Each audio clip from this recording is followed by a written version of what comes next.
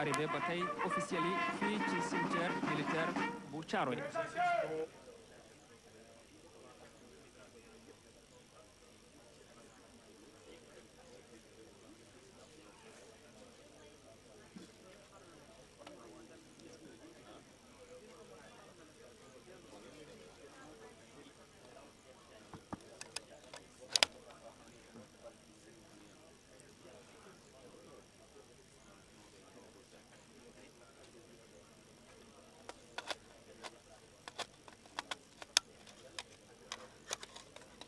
Mesdames, Messieurs, honorables invités, votre attention s'il vous plaît.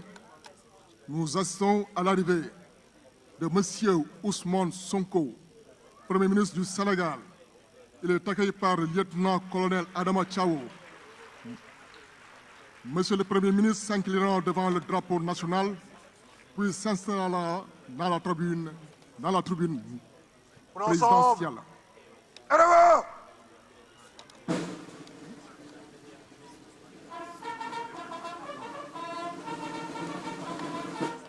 Présentez. Oh!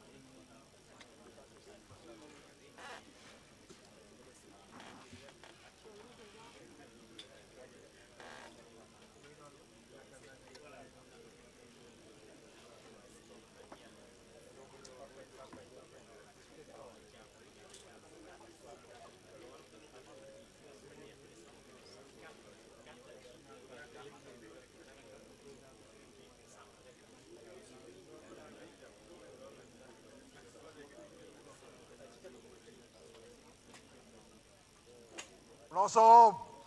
Obzi. Oh.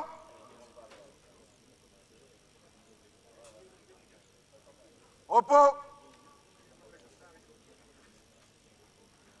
Dans un instant, nous assisterons à l'arrivée de Monsieur le Président de l'Assemblée nationale.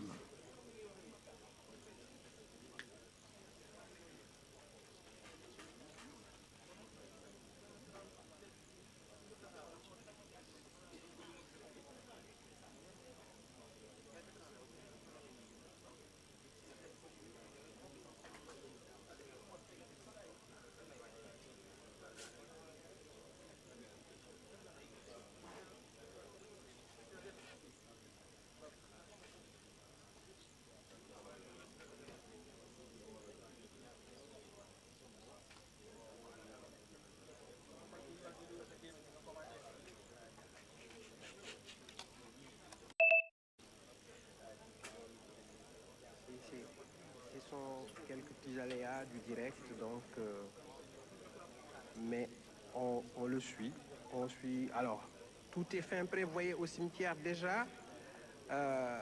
Des élèves de l'ENOA qui tiennent déjà le bouquet de fleurs, la gerbe plus exactement de fleurs, qui sera transmise au chef de l'État qui va déposer ça au monument aux morts. Donc c'est une tradition, c'est quelque chose de très bien chronométré, ils savent très bien ce qui doit être fait. Donc, lui remettre la gerbe de fleurs pour en émotion aussi, lorsqu'il s'agira d'aller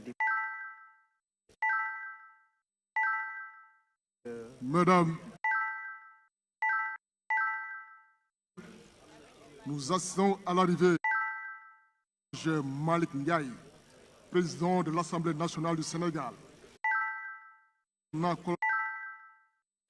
président de l'Assemblée nationale s'inclinera devant le drapeau national, puis s'installera dans la tribune présidentielle. L'ensemble. À l'avant.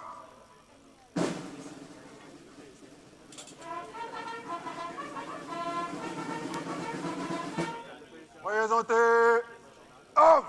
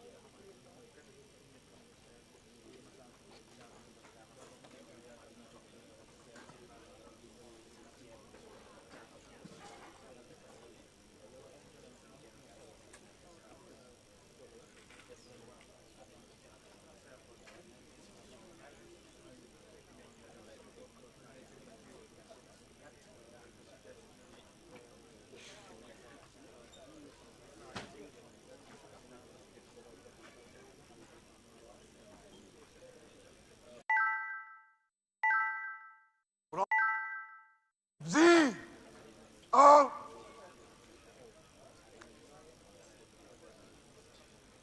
Repos.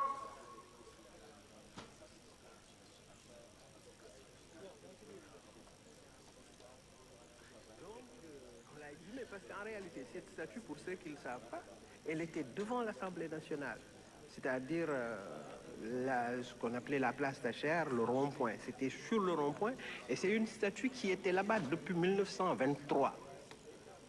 Donc c'est à la suite de la Première Guerre mondiale que cette statue a été coulée dans du bronze et par un sculpteur français et posée à un endroit où il n'y avait pas encore l'Assemblée nationale. Parce que l'Assemblée nationale, le bâtiment ne sera livré qu'en 1956, la première Assemblée confédérale, Fédération du Mali. Donc au début, il y avait rien. Donc on l'a posé là-bas et en 83, les gens l'ont déboulonné.